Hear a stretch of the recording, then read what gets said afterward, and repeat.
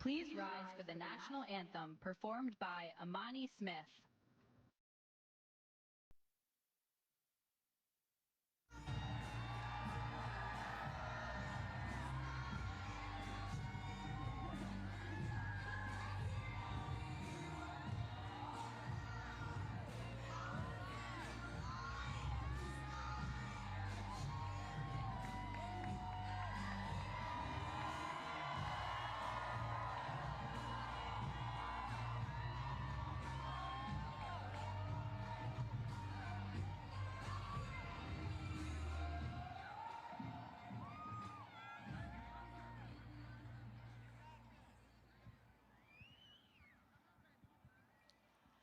Oh, say, can you see by the dawn's early light what so proudly we held at the twilight's last gleaming, whose broad stripes and bright stars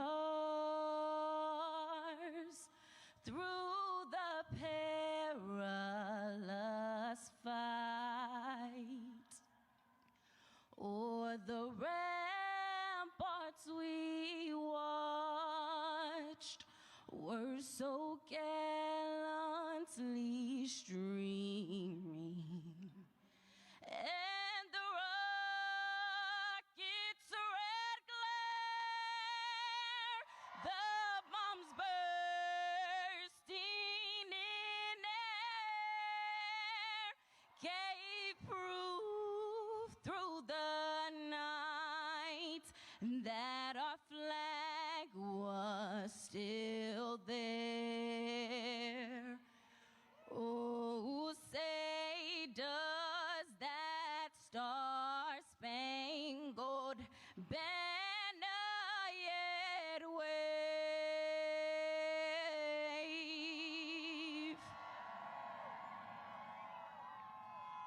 o'er the land of the free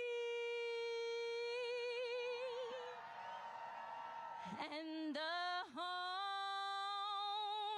of the brave?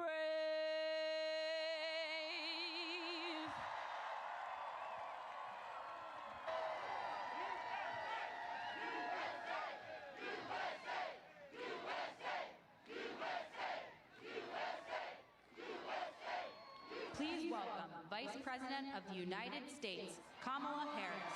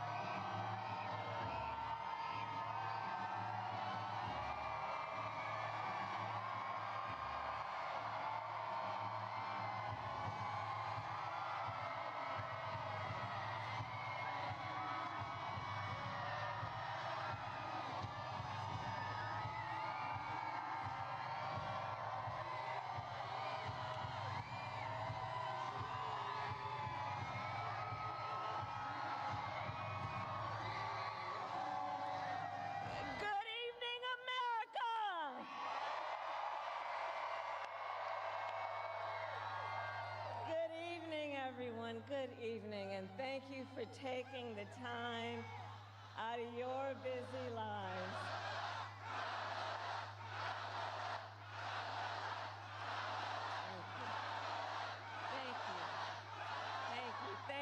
Thank you, everyone.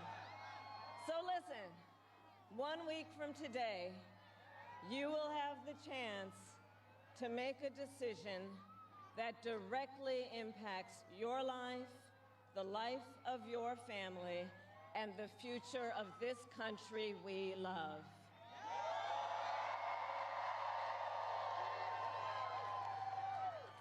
And it will probably be the most important vote you ever cast. And this election is more than just a choice between two parties and two different candidates. It is a choice about whether we have a country rooted in freedom for every American or ruled by chaos and division.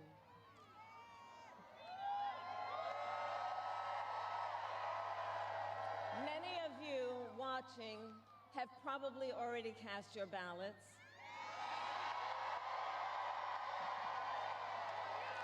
But I know many others are still considering who to vote for, or whether you'll vote at all. So tonight, I will speak to everyone about the choice and the stakes in this election. Look, we know who Donald Trump is. He is the person who stood at this very spot nearly 4 years ago and sent an armed mob to the United States Capitol to overturn the will of the people in a free and fair election. An election that he knew he lost. Americans died as a result of that attack. 140 law enforcement officers were injured because of that attack. And while Donald Trump sat in the White House watching as the violence unfolded on television, he was told by his staff that the mob wanted to kill his own vice president. And Donald Trump responded with 2 words: "So what?" America, that's who Donald Trump is. And that's who is asking you to give him another 4 years in the Oval Office. Not to focus on your problems, but to focus on his. And Donald Trump has told us his priorities for a second term. He has an enemies list of people he intends to prosecute. He says that one of his highest priorities is to set free the violent extremists who insulted those law enforcement officers on January 6th. Donald Trump intends to use the United States military against American citizens who simply disagree with him. People he calls, quote, the enemy from within. America, this is not a candidate for president who is thinking about how to make your life better. This is someone who is unstable, obsessed with revenge, consumed with grievance, and out for unchecked power.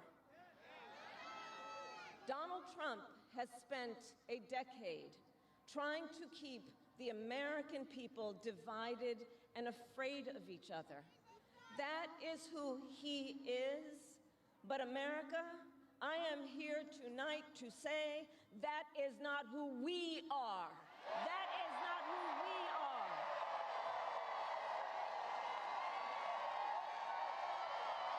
That is not who we are. You see, what Donald Trump has never understood is that e pluribus unum, out of many, one, isn't just a phrase on a dollar bill.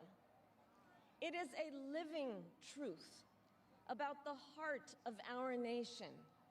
Our democracy doesn't require us to agree on everything. In fact, we like good arguments from time to time. Just think of your own family, right? It's not the American way to not have disagreements. We don't shy away from robust debate. In fact, we like a good debate, don't we? We like a good debate. And the fact that someone disagrees with us does not make them the enemy within. That's right. They family, neighbors, classmates, co-workers. They are fellow Americans. And as Americans, we rise and fall together.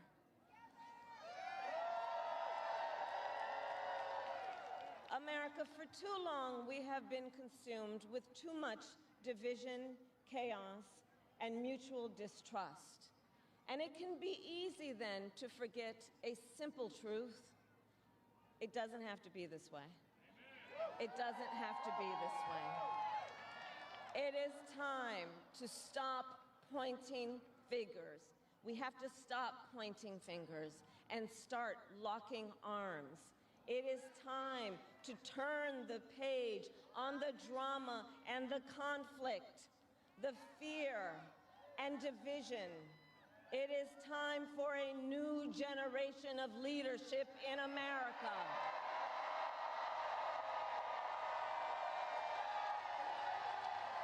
And I am ready to offer that leadership as the next President of the United States of America.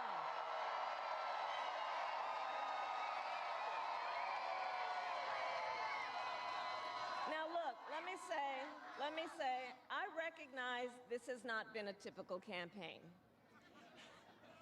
Even though I've had the honor of serving as your vice president for the last 4 years, I know that many of you are still getting to know who I am.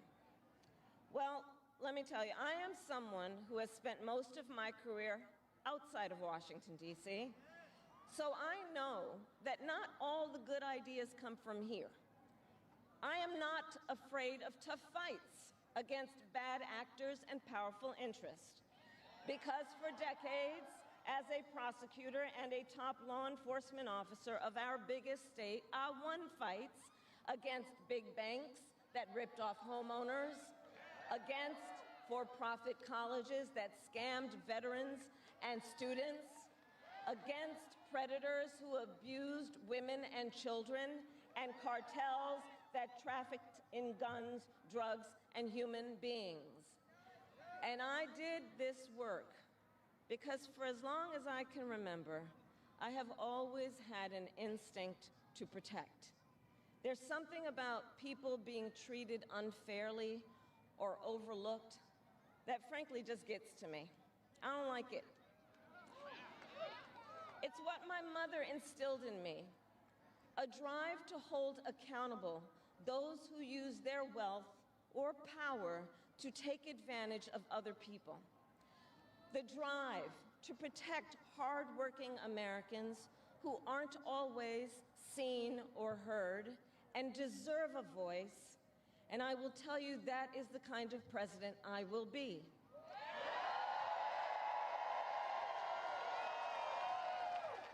And look, I'll be honest with you, I'm not perfect, I make mistakes, but here's what I promise you. I will always listen to you, even if you don't vote for me. I will always tell you the truth, even if it is difficult to hear. I will work every day to build consensus and reach compromise to get things done.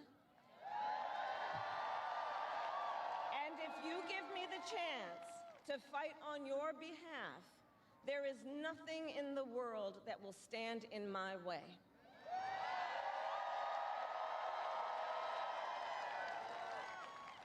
So look, in less than 90 days, either Donald Trump or I will be in the Oval Office.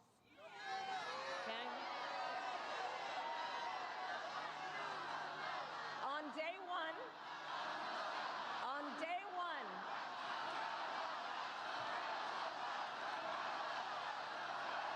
on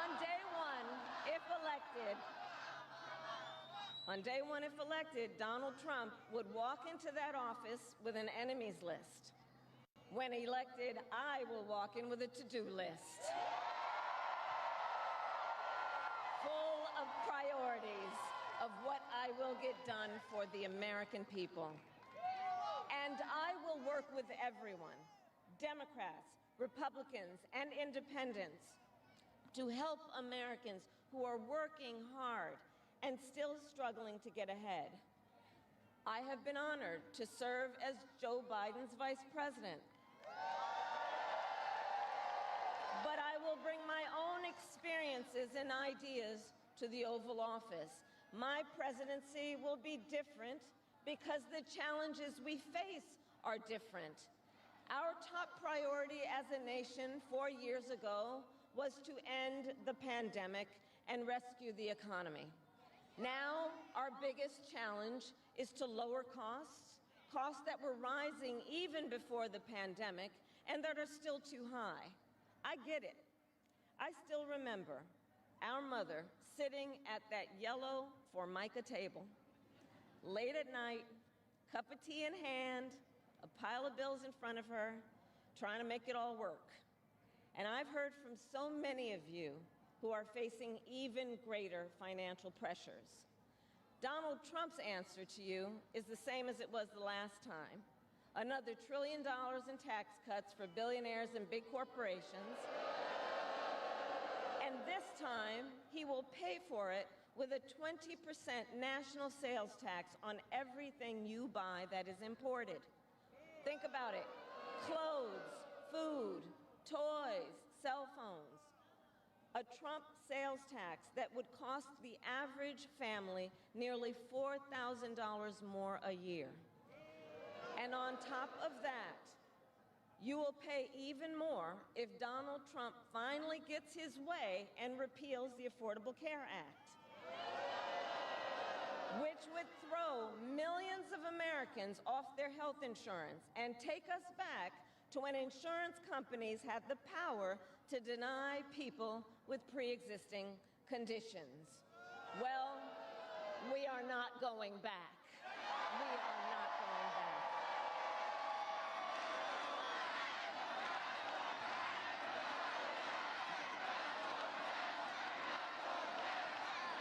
We are not going back because we also know Donald Trump would deliver tax cuts to his billionaire donors. I will deliver tax cuts to working people and the middle class. I will make sure you have a chance not just to get by, but to get ahead.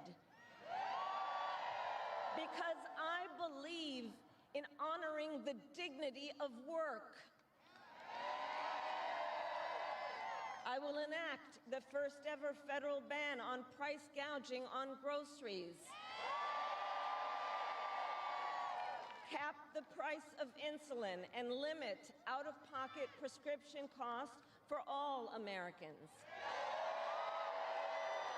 I will fight to make sure that hardworking Americans can actually afford a place to live. I'll never forget how our mother saved up and how excited she was when she could finally afford to buy our first home. I remember how excited she was. And I know that owning a home is not only a measure of financial security, it's about the pride of your hard work. And as president, I will fight to help first-time home buyers with your down payment, take on the companies that are jacking up rents, and build millions of new homes. For years, we have heard excuses about why America can't build enough housing. Enough with the excuses. I'm going to cut the red tape and work with the private sector and local governments to speed up building and get it done. And the cost of housing isn't the only financial pressure on middle-class families. I have met so many young people who have a natural desire to parent their children well, but not always the resources to do it.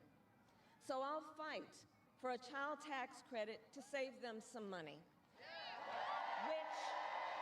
which will also lift American children out of poverty. I'll work to lower the cost of childcare, which is out of reach for too many working families today. And for too many people in the sandwich generation, who are raising young children and taking care of a parent. Juggling all of it is extremely difficult. You know, I took care of my mother when she got sick, cooking food that she had a taste for, finding clothes that would not irritate her skin. And understand, as I do, that caregiving is about dignity. It is about dignity. And currently, if you need home care and you don't have some money to hire someone, you and your family need to deplete your savings to qualify for help. That's just not right. So we're going to change the approach and allow Medicare to cover the cost of home care so seniors can get the help and care they need in their own homes. Now, Donald Trump has a different approach. He tried to cut Medicare and Social Security every year he was president. Look, I believe that when people have worked hard their entire life, they deserve to retire with the benefits they have earned. And I believe in the fundamental freedom of Americans to make decisions about their own bodies and not have their government tell them what to do.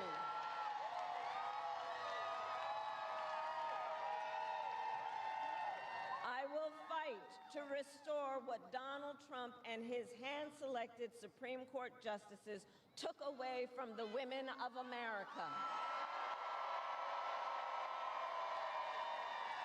That today, 1 in 3 women in America, think about it, 1 in 3 women in America lives in a state with a Trump abortion ban, many with no exceptions even for rape and incest. The idea that a woman who survives a crime of a violation to her body should not have the authority to make a decision about what happens to her body next, that is immoral. That is immoral. And Trump's not done. He would ban abortion nationwide, restrict access to birth control and put IVF treatments at risk, and force states to monitor women's pregnancies. Just Google Project 2025 and read the plans for yourself. And look, I think we all know one does not have to abandon their faith or deeply held beliefs to simply agree the government should not be telling her what to do with her body. Not the government. And when Congress passes a bill to restore reproductive freedom nationwide, as President of the United States, I will proudly sign it into law. Proudly.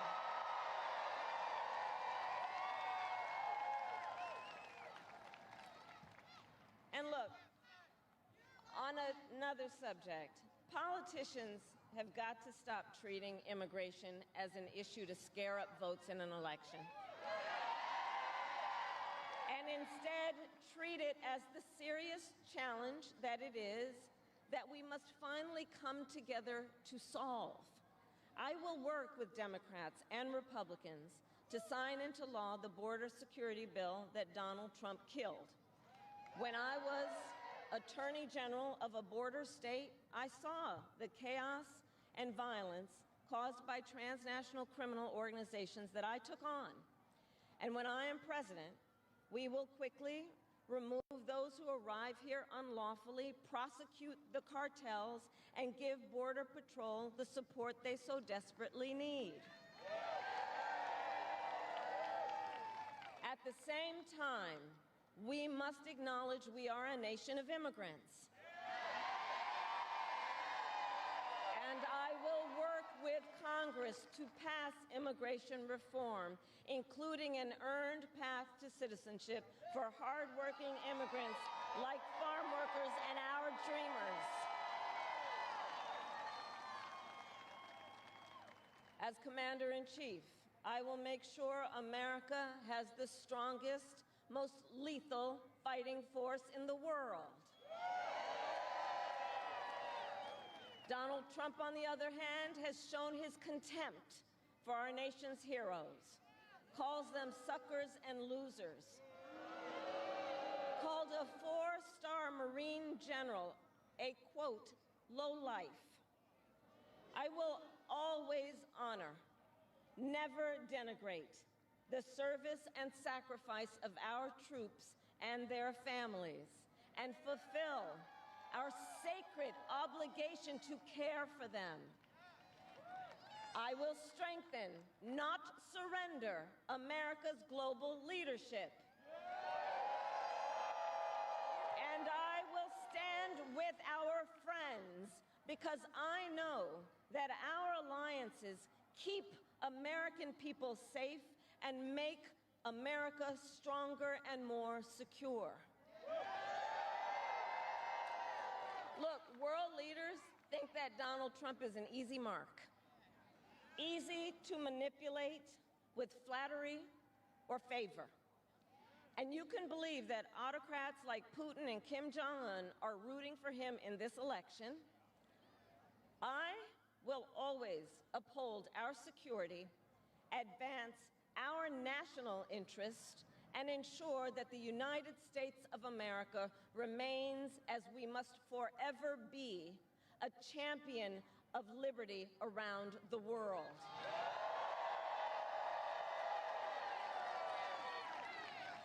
America, we know what Donald Trump has in mind. More chaos, more division, and policies that help those at the very top and hurt everyone else. I offer a different path, and I ask for your vote.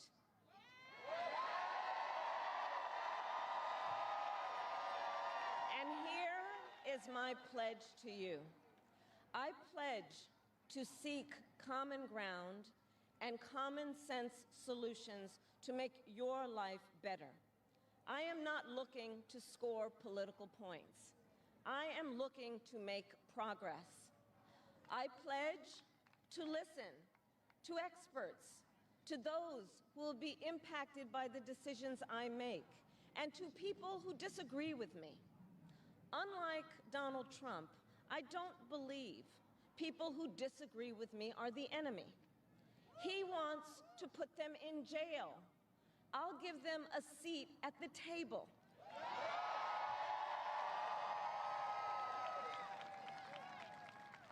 I pledge to you to approach my work with the joy and optimism that comes from making a difference in people's lives. And I pledge to be a president for all Americans. And to always put country above party and self.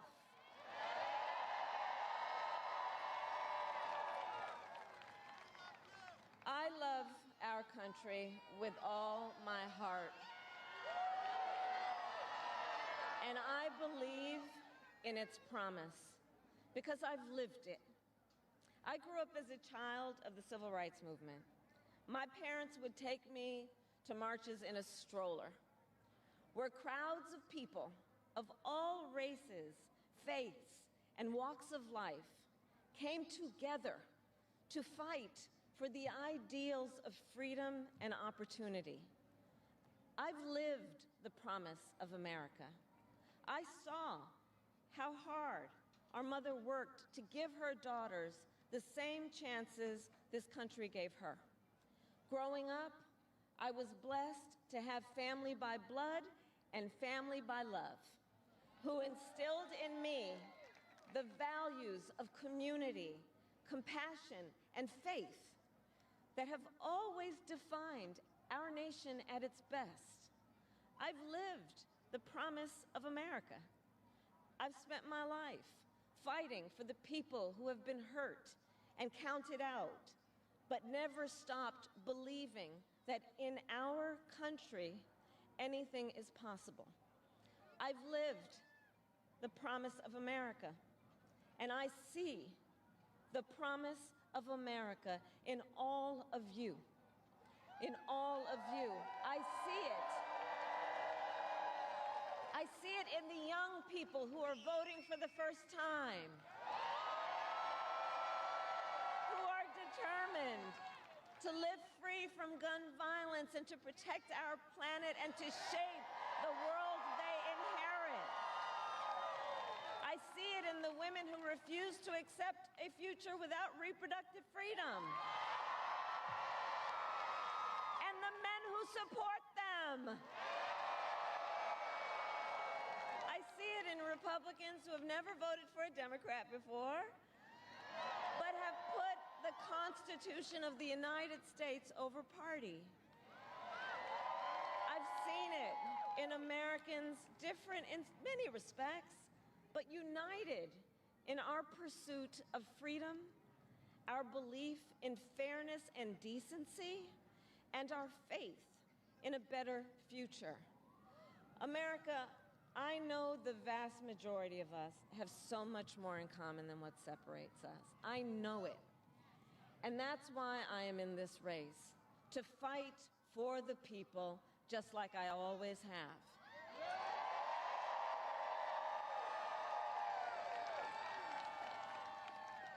Nearly 250 years ago, America was born when we wrested freedom from a petty tyrant. Across the generations, Americans have preserved that freedom, expanded it, and in so doing, proved to the world that a government of, by, and for the people is strong and can endure.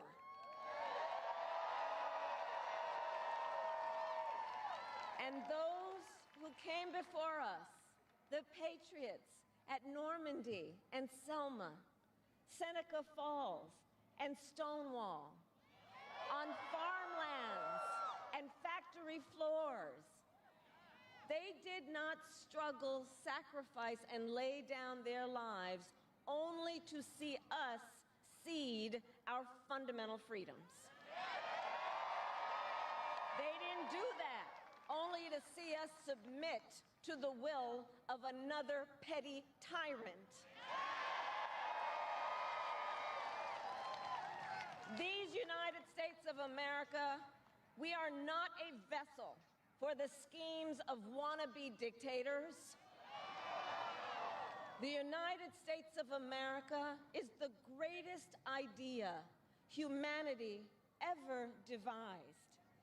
A nation big enough to encompass all our dreams, strong enough to withstand any fracture or fissure between us, and fearless enough to imagine a future of possibilities.